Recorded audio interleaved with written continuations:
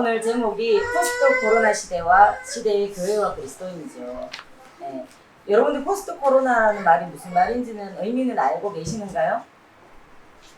자, 코로나는 우리에게 갑작스럽게 닥친 이 바이러스의 이름이잖아요. 네. 그럼 포스트 코로나 이런 말도 요즘 많이 쓰는데 포스트 코로나가 무슨 뜻인지 정확히 아시는 분 계세요? 우리 영어 하시는 우리 코로나 이후입니다. 아유, 넌 진짜 재미없네.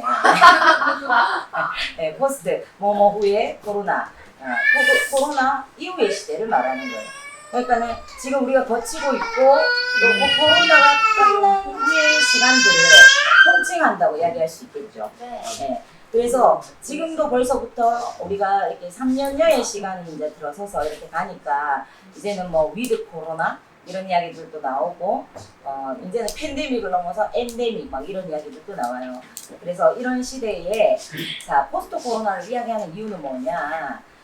코로나가 닥쳤을 당시가 문제가 아니고 이제 이 이후가 문제라는 거거든요. 막 그 바이러스가 닥쳐올 때는 그것과 싸우는 방법들을 개발하고 찾아가고 치열하게 그것을 막아내기 위해서 거기에 집중돼 있는데 그 이후에 지금 보십시오. 경제적인 상황들, 사회 전반의 흐름들 모든 것들에 있어서 지금 그런 이제 휴유증들이 앞으로 계속 나타날 거거든요. 이제 그런 부분들에 대해서 우리 교회나 그리스도인들이 어떻게 해야 할 것인가를 조금 이제 같이 고민하고 나누는 그런 마음으로 오늘 특강을 준비했습니다. 네. 감사합니다. 끝내라고요. 네. 엔딩 시리즈 빨리 나왔어요. 네. 이런 주제들을 다루기에 앞서 자 여러분들 하나님과 동행한다는 것이 무엇일까요? 우리가 신앙생활하다 보면 하나님하고 동행한다 이런 이야기 많이 하잖아요. 네. 우리가 신앙의 여정에서 이렇게 그런 것들 많이 이야기하는데 우리가 가만히 보면요, 우리가 신앙생활하는 것에 있어서 너무 많은 것을 추상적인 개념으로 가지고 있는 것들이 굉장히 많아요. 네. 하나님과 동행한다는 것도 그런 영역의 한 가지에 속합니다. 정말 많이 듣고 우리가 많이 말하는 내용인데도 개인적인 신앙에 딱 들어가가지고 자 하나님과 동행하는 게 구체적으로 뭐죠? 이렇게 물으면 적잖이 당황하는 일을 많이 봐요. 네. 한편으로는 배운 거, 들은 거 이런 거를 정답으로 떡소리나게 말하는 이들도 있습니다. 그런데 그 중에 대부분은 전자가 되었든 후자가 되었든 내 것이 아닌 거. 그런 경우를 보면요, 참 안타까운 마음들이 목회자로서 많이 듭니다. 근데 그것으로 끝나는 것이 아니라 또 스스로에게 자문을 하게 되죠. 나는 어떠한가? 내가 가지고 있는 지금 이제 목회자가 되기까지 여정에서 쌓아온 신학의 지식, 또 신앙의 여정에서 얻은 것, 지혜들 이런 것들이 생각이 정말 내 것으로 체화되어 있고 체율되어 있는 것은 얼마나 내 안에는 지금 정립되고 세워져 있는가 이런 자문들을 하게 됩니다. 네. 하나님과 동행한다는 것이 무엇일까요? 자, 그것이 오늘 주제와 무슨 상관이 있느냐? 지금부터 풀어갈 겁니다.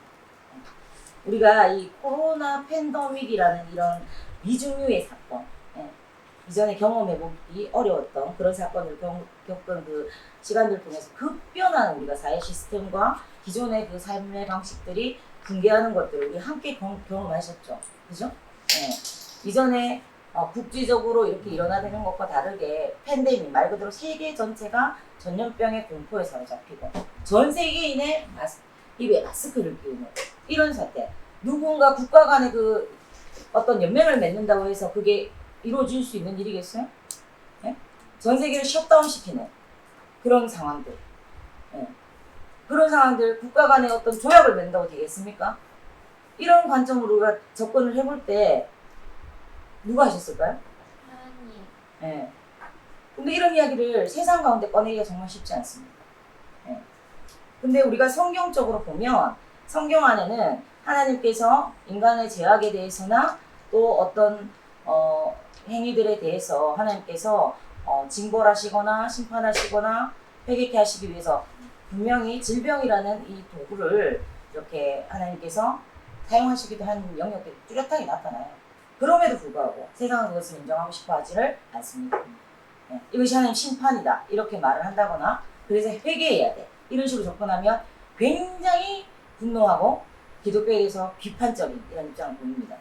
그렇지만 우리가 하나님의 자녀된 크리스찬들로서 이 시대의 흐름과 이 방향들을 우리는 보면서 그 속에서 우리가 하나님이 어떤 메시지를 우리에게 던지고 싶어 하시는가, 무엇을 말씀하시고 싶어 하시는가는 그것을 세상 사람들을 읽어내거나 깨닫지 못하더라도 우리는 깨닫고 읽어낼 수 있어야 하는 점이 있습니다.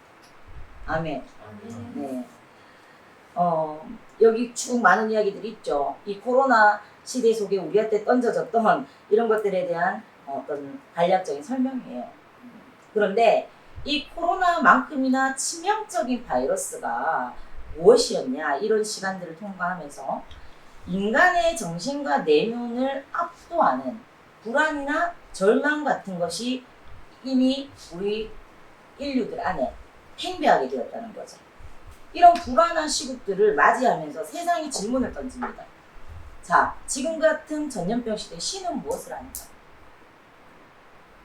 이러한 질문들이 표면적으로 들을 때는요, 신에 대한 원망과 비난을 담은 그런 질문처럼 공격하는 것처럼 들리죠.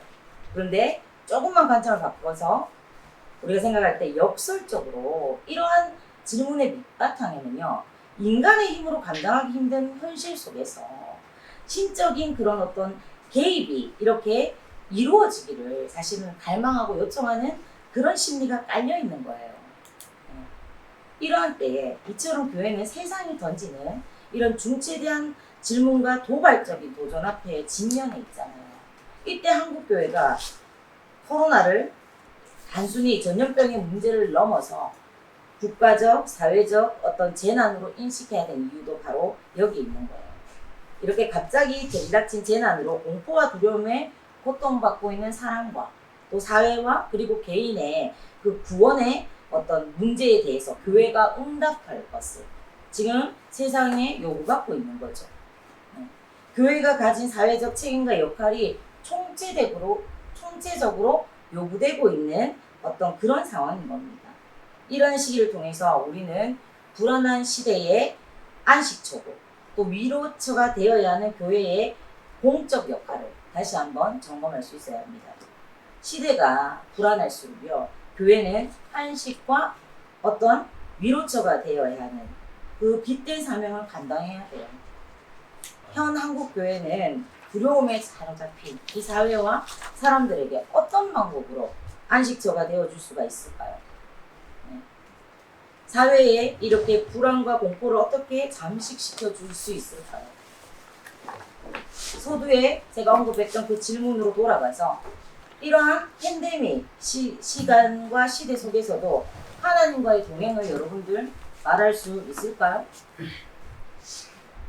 주성 형제 말할 수 있을까요? 네, 아멘. 네, 팬데믹 사태 속에서 하나님과 동행할 수 없는 건가요? 이렇게 전 세계인들이 공포에 떨게 하는 이 바이러스가 인간들, 우리 인류들 안에 이렇게 침투했다고 해서 우리는 이제 하나님하고 동행함이 끝난 건가요? 그러면 이 팬데믹 시대 속에서 아니오라고 대답하신 자매 누구죠? 네. 네. 어떤 식으로 하나님하고 동행하고 계셨나요? 말씀과 기도로 있었습니다. 네. 아주 정답이에요. 네. 저 이런 질문 앞에 저런 정답이 나면 강사는 정말 재미가 없어요. 네. 우리 충만 형제는 이런 팬데믹 시대에 하나님과 동행하셨죠? 네. 네. 어떤 방법으로 동행하셨어요? 어떻게 동행하셨어요? 저는 시간을 벌어줬지만 생각 중. 네. 네. 아주 정직하신 또 대답이실 수 있어요. 네. 어떤 시대의 기류와 흐름 속에서도 우리도 크리스찬들도 세상 사람들하고 별로 다르지 않게 어디로 가는지 모르고 그냥 흘러가는 기류에 막 떠밀려서 같이 가버리는 경우도 굉장히 많이 있습니다. 아까 전에 이렇게 자매님의 대답처럼 그렇게 신앙의 그 원리 원칙을 중심으로 잡고 가는 것도 사실은 쉬운 것이 아니에요.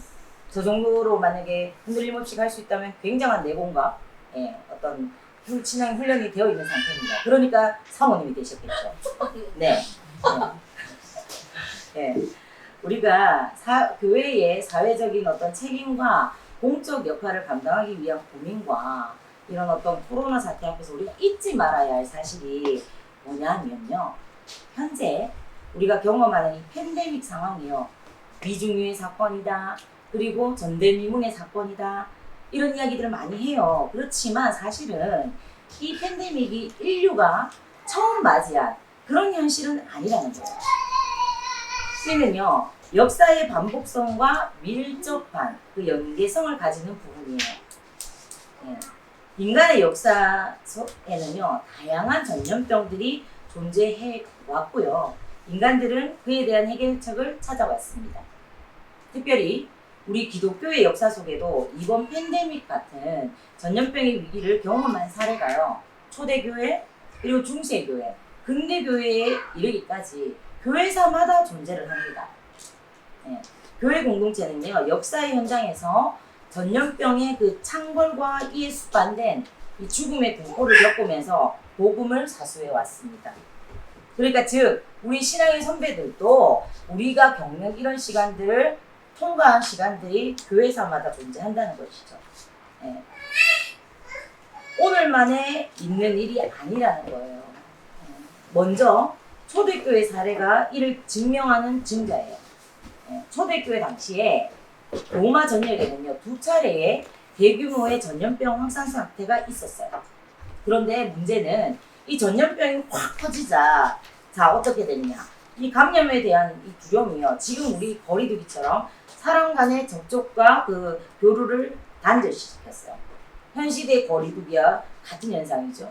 이로 인해서 많은 사람들이 제대로 된 돌봄도 받지 못한 채 그 질병 가운데 죽음을 맞이하는 비극이 연출되었습니다. 이럴 때 당시 로마 지도자들은요 감염자들을 막 내쫓고 병자들을 거리에다가 내버려두고 자신들이 살기 위해서 전염병의 그 위험을 피해서 피신하기 급급했어요. 그런데 그런 시대 상황 가운데 그리스도인들은 어떻게 했느냐? 경고망동하지 않고 자신들의 그 어떤 자리들을 지키면서 병자들로부터 도피하는 대신에 환자들을 보살피기도 하고 위로하기도 했습니다. 이러한 이 헌신적 섬김과 사랑의 이 실천이 하나님 사랑과 이웃 사랑의 실제적인 구현이 된 거예요. 그래서 당시 그리스도인들이 보여준 믿음과 이 삶의 일치, 이것이 로마 제국에 상당한 충격과 감동을 안겨줬어요. 그래서 이 전염병이 창궐한 이후에 초대교회 부흥으로까지 이어지게 되었던 겁니다. 우리 초대교회 이야기 많이 들으면 막 카타콤 이런 이야기 들어보신 적 있죠? 사람을 막 사자의 밥이 되게 하기도 하고, 그죠? 가형에 처하게. 자, 그 모든 것들이 신앙으로 인한 핍박과 환란이었거든요. 그런데 어떻게 됐냐? 이런 어떤 시간들을 거치면서 기독교에 대한 인식 자체가 바뀌어버린 거예요. 뒤집혀버린 거예요. 그래서 313년에 콘스탄티누스 제왕 때에 기독교가 로마의 국교로 이렇게 봉인이 되는 그런 역사까지 이끌어간 그 저변에는 이런 사건들이 있었다는 거예요. 네. 이런 어떤 초대교회의 어떤 상황들을 볼 때에 그들의 선한 영향력이 복음의 능력을 실제로 나타내 보인 거죠. 그런 위기일 때에. 이럴 때 우리는 이런 역사들을 들여다보면서 지금 우리가 세상에 보여줘야 되는 모습이 무엇인가를 고민해야 되는 겁니다. 자, 그리고 이러한 사례는요, 중세시대에도 존재했습니다. 우리가 잘 아는 종교개혁. 종교개혁 이야기 많이 들어봤죠? 네. 종교개혁이 일어날 당시에는요, 흑사병의 다른 말이 뭐다? 퀴즈. 네. 오, 할렐루야! 아우, 이거 선물을 걸락했는데 대답이 빨리 나와서. 네. 패스트입니다. 네. 네. 이 종교개혁 당시에는 집안에 뭐가 될까봐 제가 그냥 패스합니다. 네, 종교개혁에 이것들이 이게 일어날 당시에는 흑사병이 패스트가 유럽 전역을 완전 뒤덮고 있었어요. 여러분들 그 사실 아시나요? 이 흑사병이 13세기부터 17세기에 이르기까지 유럽을 휩쓸면서 반복적으로 발현돼요. 지금 우리처럼 좀 잠잠하려다가 다시 발현되고 이런 식으로 계속 이렇게 이어져 갔어요. 그 결과 당시에 그 유럽 인구의 30% 굉장히 큰 거예요. 해당하는 그 2억 명 이상의 목숨을 앗아갔어요. 네.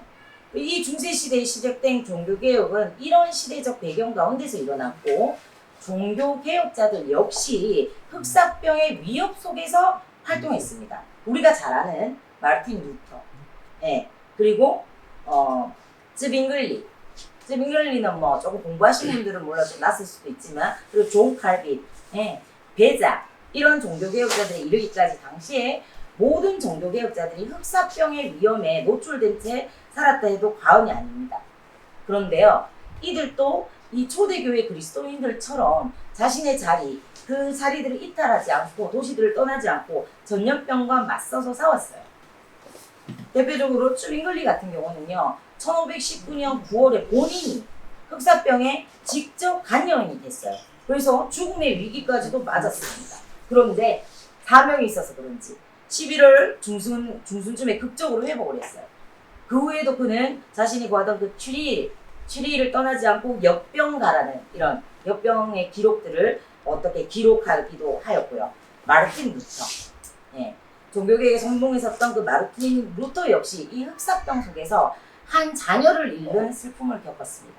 그런데 자신이 구하던 비텐베르크를 지키면서 자신의 그 교회와 성도들을 돌보면서 전염병의 그 상황으로 고아가 되어버린, 부모를 잃어버린 6아이를 입양하는 듯 이웃사랑을 오히려 실천했습니다.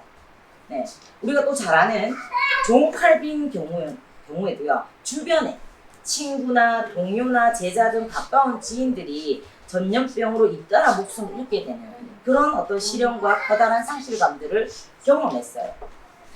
사랑하는 이들의 죽음을 곁에서 목도하던 그는 이러한 슬픔으로 오히려 어떻게 승화시켰느냐, 이런 슬픔은요, 믿음으로 우리가 천국을 바라볼 때만 극복된다, 이렇게 바라보았고 가르쳤어요. 즉 전염병을 하나님의 섭리에서 바라보고 오히려 눈을 들어서 종말론적인 관점에서 해석한 거죠.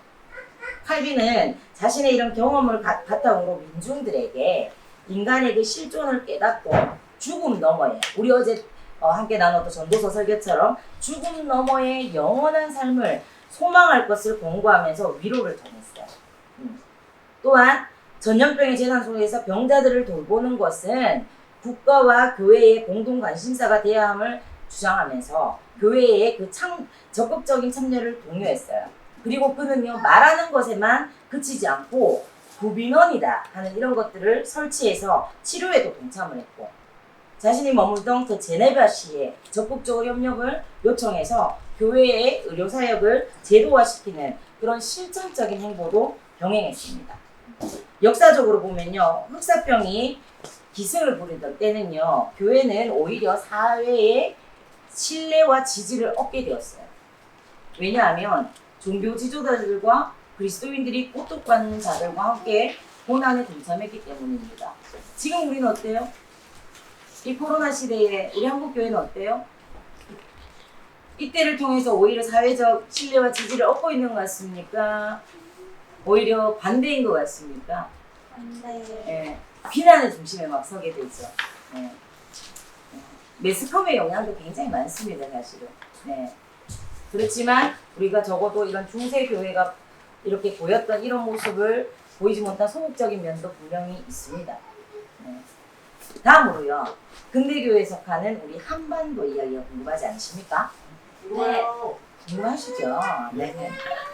우리 한반도의 3.1운동, 대표적인 독립운동 아닙니까? 우리 민족의 그 빛을 높이 들고, 네, 그렇게 외쳤던 3.1운동이 일어났던 1919년, 이 시기에 흑사병과 함께 인류의 역사의 최악의 전염병 중에 하나로 기록된 것이, 저를 보세요. 컨닝하지 마시고, 뭘까요? 스페인 독감.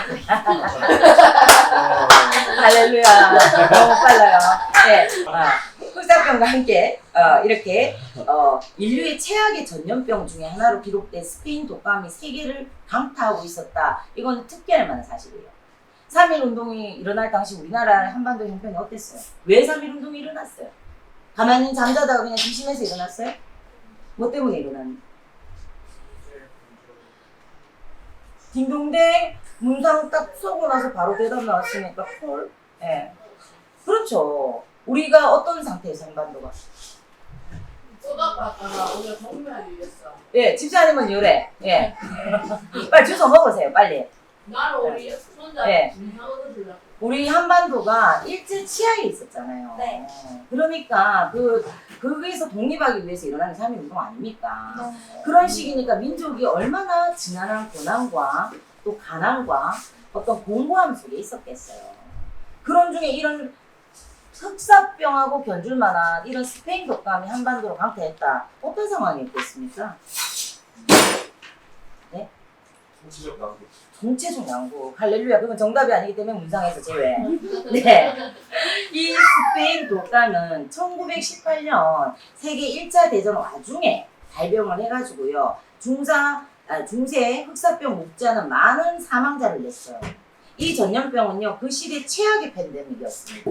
그래서 1918년 봄부터 1919년 겨울에 이르기까지 세 차례 창궐을 해가지고 이 한반도뿐만이 아니라 영미 지역 그리고 아시아 지역까지 전파되면서 중국과 일본 차례대로 강타하면서 이렇게 우리나라에까지 오게 된 거예요.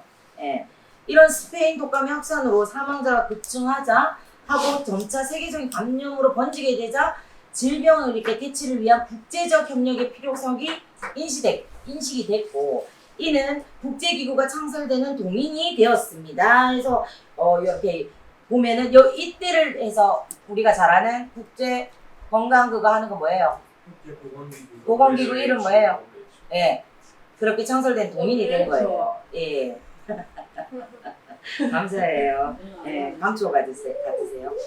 안전지대가 그런 한반도가 안전지대가 아니었던 거예요. 그 당시에 매일신보에는 이 스페인 독감에 대해서 악성 유행병, 몹시 아픈 감기 이렇게 대서 투표를 하기도 했어요.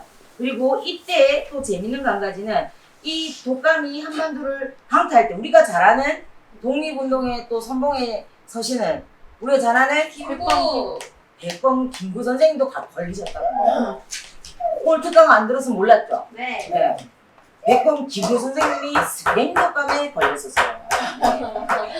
네. 그렇게 걸리고 하는 정도로 이게 엄청나게 한반도도 고통 속에 이렇게 내몰리게 했던 거예요.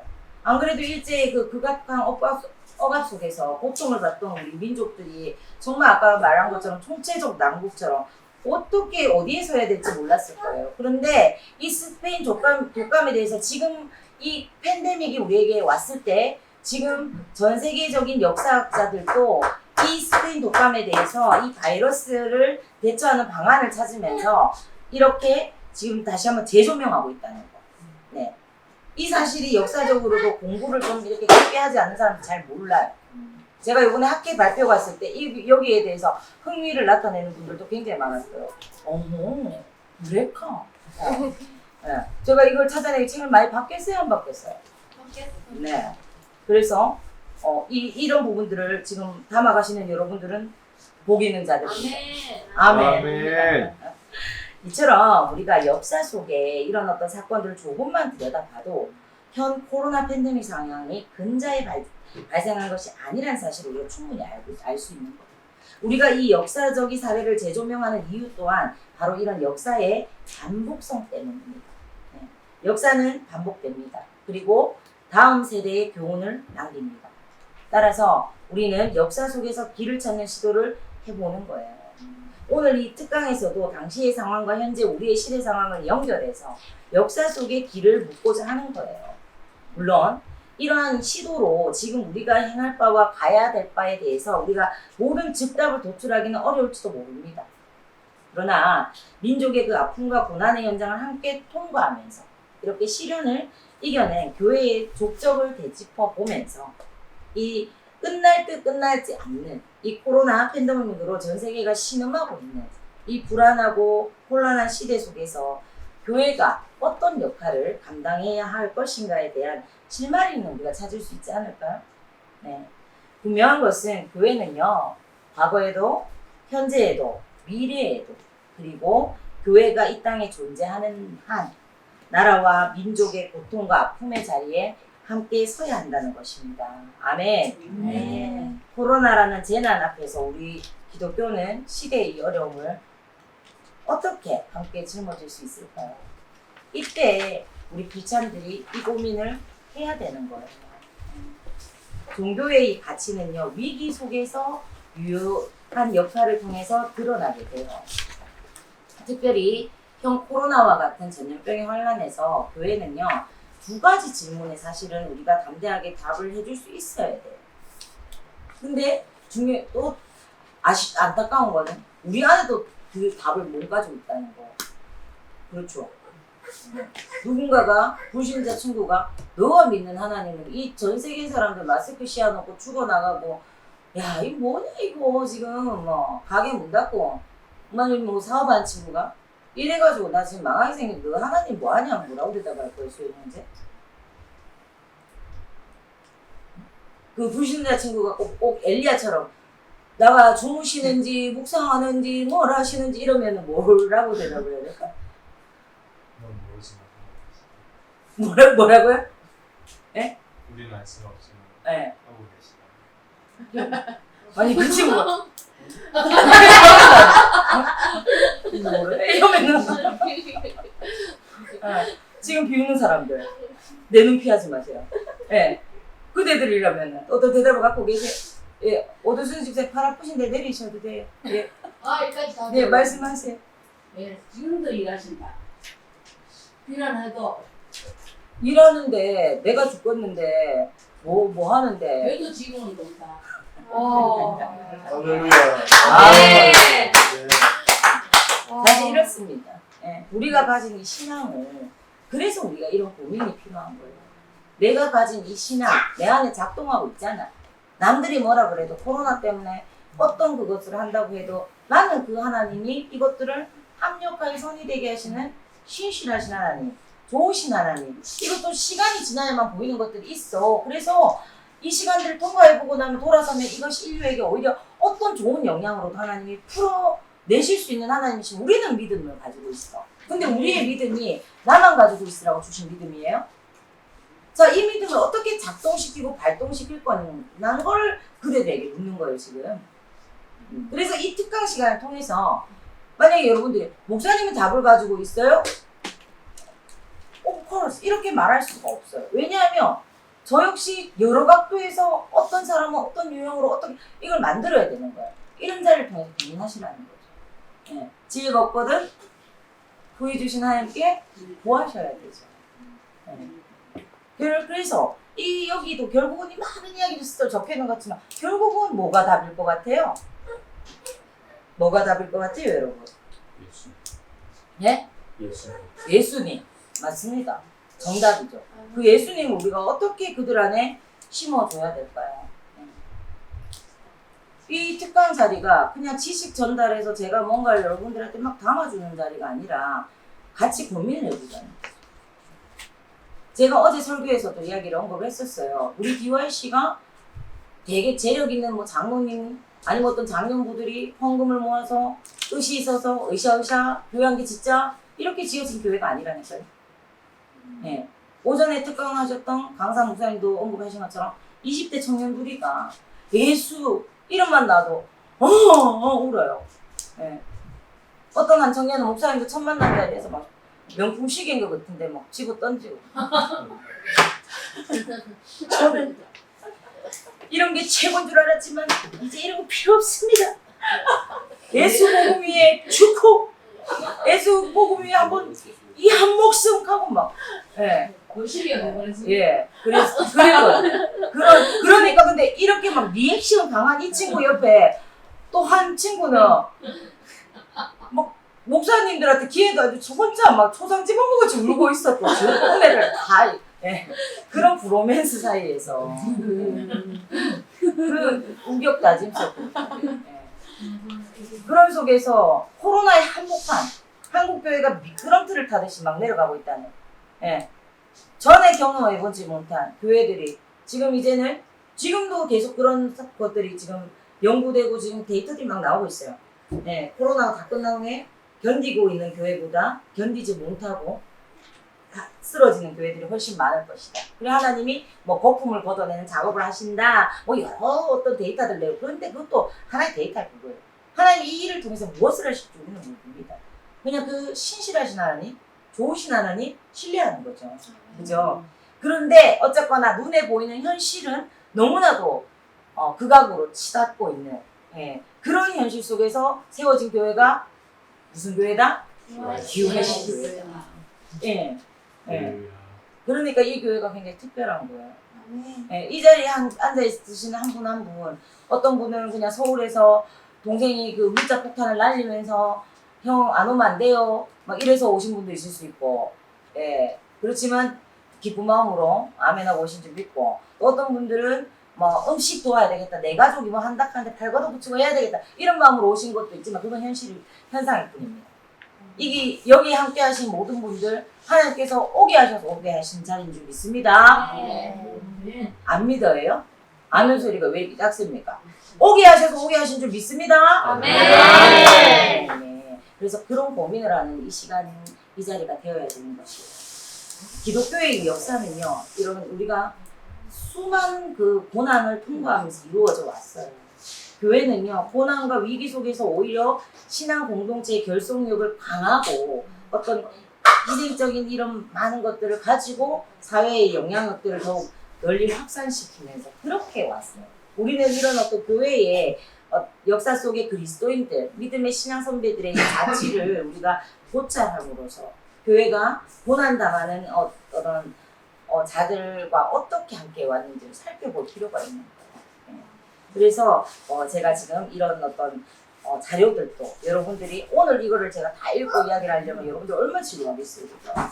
그죠? 그래서 오늘의 이 나누는 메시지를 통해서 혼자서도 하나님 앞에 지혜를 구하고 몸부림을 한번 쳐보라는 겁니다. 어디 가서도 이야기할 수도 있잖아요. 초대교회 사례가 이랬어요. 중세교회 사례가 이랬어요. 한반도에 또 이런 일이 있었어. 그리고 우리 지금 대한민국 이런 사례가 있잖아. 근데 그 세월 속에서 우리 그 교회와 그리스도인들은 사회와 그 아픔들을 같이 하면서 이 세월을 이어져 왔고, 정말 가짜였다면 그 지난한 세월들을 통과하면서 지금까지 오지 못했을 거야. 진리이기 때문에 여기까지 온 거야.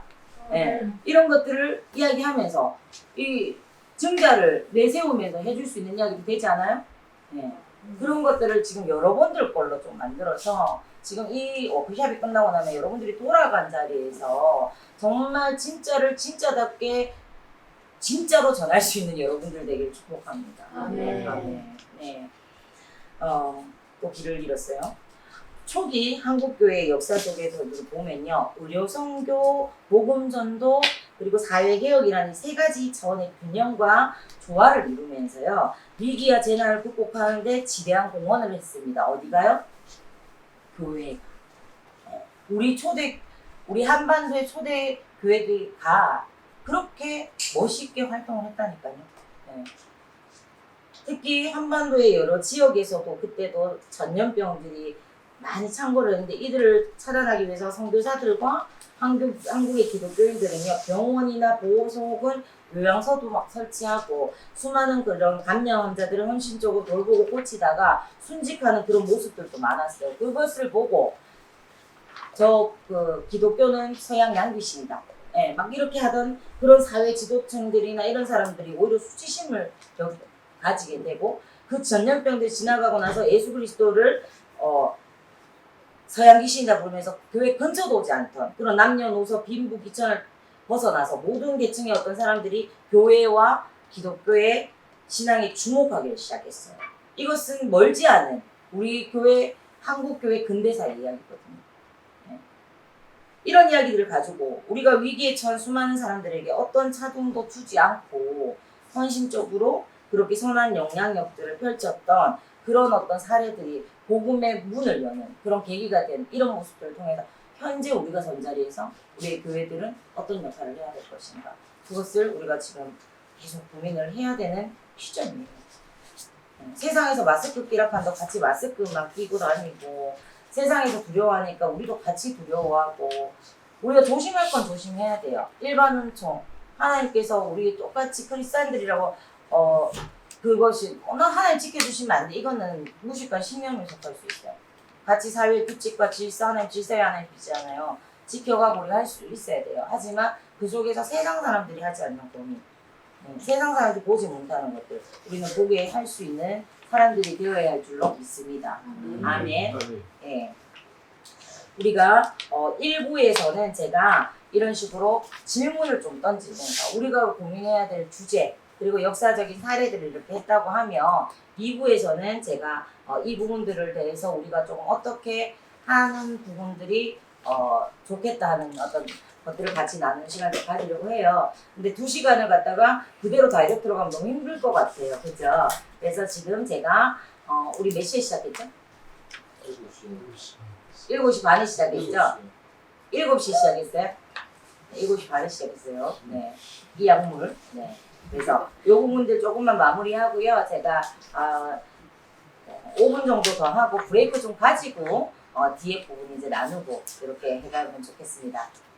네. 싫어요? 아멘. 네. 자, 우리가 이처럼 교회에는요, 사회의 위기나 재난 가운데 함께 해야 하는 하나님께서 우리에게 부여하신 사회적 책임과 역할이 존재합니다. 네. 특별히 사회와 그 구성원들이 불안과 공포로 몰아넣는 이런 전염병과 같은 재난 상황은요, 기독교의 십자가 정신, 네? 즉 희생과 섬김의 본이 대신 그 예수 그리스도의 정신이 빛을 발해야 되는 순간이에요. 반짝반짝. 저 사람들은 어떻게 저렇게 이런 속에서도 자기들도 똑같은 위험에 노출되는데 어떻게 저럴 수 있지? 이 빛을 반짝반짝 발할 수 있는 순간이어야 하는데 그런 것 같아요? 네? 네. 이는 앞서 살펴본 역사가 증명하고 교훈하는 내용이죠. 예. 암울한 시대의 어떤 상황 속에서도 교회는요, 예수 그리스도 안에 있는 생명과 부활, 그리고 영생의 이 복음을 통해서 사람들을 위로하고 격려해야 하는 시대적 사명을 가지고 있습니다. 네. 형 코로나와 같은 위기 상황에서 교회가 사회적 책임에 더 민감해야 되는 이유도 이와 동일합니다. 예, 내 자신 하나 아니하고 내 가족, 내 가정 여기에만 머물러 있다면 우리가 세상 사람과 다른 것이 뭐가 있어요? 이 형 코로나와 같은 위기 상황에서 교회가 사회적 책임에 더 민감해하면서 나가야 되는 행보들을 지금 우리가 고민해야 되는 거죠. 이런 맥락에서 3.1 운동 이후의 어두운 시대 속에 민족의 영도자 역할을 했던 기독교의 대표적인 인물이 있어요. 누굴까요? 김일두 이야, 어떻게 그렇게 빨리 스캔들 하셨나요? 김익두 목사님의 이런 사례는요, 교회가 사회적 역할과 책임을 올바르게 감당한 모범적인 예예요. 왜냐하면 그는 그 당시에 언제요? 1919년 3.1 운동이 일어나던 그 당시에 활동하셨던 분이거든요. 그 당시에 한국 교회의 대표성이었어요. 이 김익두 목사님이라는 분은요, 위기로 점철됐던 1910년대의 민중의 불안한 심리를요, 어떤 방법으로 했을까요? 이적 치유. 이적 치유가 어떤 건 줄 아세요? 좀 낯설죠? 뭡니까? 우리 나기를 변호사님 잘 선포하는 거예요. 예수의 이름으로. 우리 DRC 안에서는 부족한 죄가 아니라 우리 공동체의 믿음과 우리 자매의 믿음이 그렇게 한 거지만은 우리가 같이 손을 얹고 기도했을 때 수술해야 될 자리가 내일 모레 수술이 있을 수 있어 기도해달라고 했는 게 수술은커녕 이제 약도 안 먹어도 되는 상황으로 이렇게. 근데 그거는 특별하게 주시는 믿음으로 반응하는 은혜지만 김익두 목사님 같은 사례는 정말 하나님 은사로 주신 사람이에요. 네. 그래서 사도행전 안에 있었던 그 앞치마를 가져다가 하고 또 손수건 가져 했는 것처럼 그런 역사들이 실제로 막 일어나고 이랬던 그 시대를 이끌어갔던. 근데 지금처럼 의료가 발달한 시대도 아니죠. 그래서 전염병 아까 전에 뭐라고 했어? 이 시기가 뭐예요? 스페인 독감이 들어왔던 그런 시기잖아요. 그럴 때 사람들 막 죽어나간 이런 시대에 하나님께서 그 김익두 목사가 특별해서가 아니라 뭐 때문에요? 그 시대의 그런 초월적인 방법을 통해서 뭘 나타내신다? 하나님의 역사를 나타내시기 위해서. 의료도 귀하고 막 전염병이 창궐하고 이런 시대에 정말 예수의 이름으로 앉은 자가 일어나고 눈먼 자가 보게 되고 막 이런 역사들이 일어나니까 얼마나 그 시대에 하나님의 현존, 이 암흑천지와 같은 시대 아니에요. 일제의 그런 어떤 강점기 속에서 가난과 고난과 고통과 그런데 전염병의 위험까지 앞뒤 사방이 다 막힌 것 같은 그럴 때 김익두 목사라는 이 사람을 하나님께서 특별한 은사로서 딱 앞세우셨을 때 하나님 어디 있냐? 그때 그 시대의 사람들도 아까 전에 제가 서론에서 언급했던 그런 질문들을 가졌다는 거죠. 예. 너희 치는 어디 있냐? 이런 식이에요. 예. 우리 나라는 뺏기고 가난하고 고통과 이런 속에 치는 뭐하나? 이런 것들을 가지고 있었어요. 근데 김익두 목사 이런 사역이 뭘 나타냈다? 하나님의 현존, 현재도 존재하신, 실존, 실제로 존재하신 이걸 나타냈다. 이런 어떤 사례들을 우리가 보면서 정말 이런 어떤 상황들의 위기의 상황 속에 하나님의 보호하심과 돌보심을 세상에 전하면서 안식을 제공해 줄 수 있는 유일한 곳은 어디다? 교회다는 걸 다시 한번 우리부터가 인식을 해야 되는 거예요. 네. 과거의 교회들이 민족과 역사 앞에서 등불이 될 수 있었던 것도 교회가 타인과 이 세상을 위한 보편적 가치를 추구하면서 공적 역할을 바르게 수행했기 때문입니다. 네. 반면 교회가 세상의 어떤 지탄을 받고 빚을 입고 추락한 때는 언제예요? 이웃에 대한 섬김이나 희생이나 사회적 역할, 책임 이런 것들에 대해서 간과하거나 포기했을 때입니다. 이렇듯 교회 공동체는 세상의 소망이 되어야 하는 유일무이한 이 땅의 유일무이한 영적 기관입니다. 아멘. 이런 관점에서 한국에서 코로나 팬데믹은요 위기가 아닌 어쩌면 새로운 부흥의 기회로 인식되어야 하지 않겠습니까? 예? 아멘. 죽어지고 무너지고 약해진 것들을 어떻게 해요? 예수의 영이 성령을 통해서 우리 크리스찬들을 통해서 하나님의 영을 받은 우리 크리스찬들이 아니면 그걸 어떻게 나타내요? 예. 그래서 오히려 새로운 부흥의 기회로 우리가 삼을 수 있는 지혜가 영적인 지혜가 필요합니다. 왜냐하면 우리가 이를 계기로 교회가 내부적 결속 그리고 회복에만 집중되어 있던 기존의 이 시선을요 그리스도의 사랑과 희생의 사회적 구현으로 옮길 수 있는 기회가 마련됐다고 생각해야 되는 거예요. 예. 그래서 교회가 세상을 향해서 시선을 옮겨서 다시 한번 교회의 교회됨을 나타내면서 나아가는 이런 시점이 되어야 됩니다. 한국 교회는 코로나가 몰고 온 이 시대적 위기를요 세상 가운데 교회의 선한 영향력을 나타내는 기회로 삼고 새롭게 도약해야 되는 때인 줄 믿습니다. 아멘. 이런 기회들을 우리가 선용하기 위해서 형 교회에 필요한 것은요 어떤 패배주의, 세상 앞에서 위축되고 패배한 이런 패배주의나 배타주의가 아니라 예수 그리스도의 그 온유하고 겸손한 성품 그리고 사랑과 희생의 정신을 따르는 제자도의 실현이 필요한 줄 믿습니다. 아멘. 이를 통해서 세상을 섬기며 품어내는 것이 지금 이때에 주어진 이 위기를 부흥의 기회로 바꿀 수 있는 그런 기회를 선용하는 길인 줄 믿습니다. 아멘. 그러나 이때에도 교회가 만일 자체적인 위기 대응이나 이 교회 자체의 안위를 챙기는 것에 급급해서 어떤 시대적인 아픔을 모른 채 한다면 복음의 능력을 나타낼 기회를 결코 얻지 못할 것입니다. 네. 그러나 교회가 기회를 선용하는 기질을 우리가 발휘한다면 코로나의 이 위기와 불안한 이 심리를 복음으로 극복할 수 있지 않겠습니까? 아멘. 이는 하나님을 사랑하고 내 이웃을 내 몸과 같이 사랑하라 하신 하나님의 뜻을 실천하는 충성스러운 정직이의 모습입니다. 아멘. 한국교회는 혼란한 이 시대를 분별하는 이런 어떤 통찰과 해안을 가지고요. 이 복음의 능력을 나타내 보이는 이런 모습들을 우리가 딱 목표로 견지하고 교회가 여전히 세상의 소망이고 안식처임을 명백히 보여야 할 줄 믿습니다. 네. 이것이 하나님께서 현 한국교회를 향해서 진정으로 바라고 고대하시는 모습이고 이것이 팬데믹 가운데서도 하나님과 동행하는 모습이 아닐까요? 아멘. 아멘.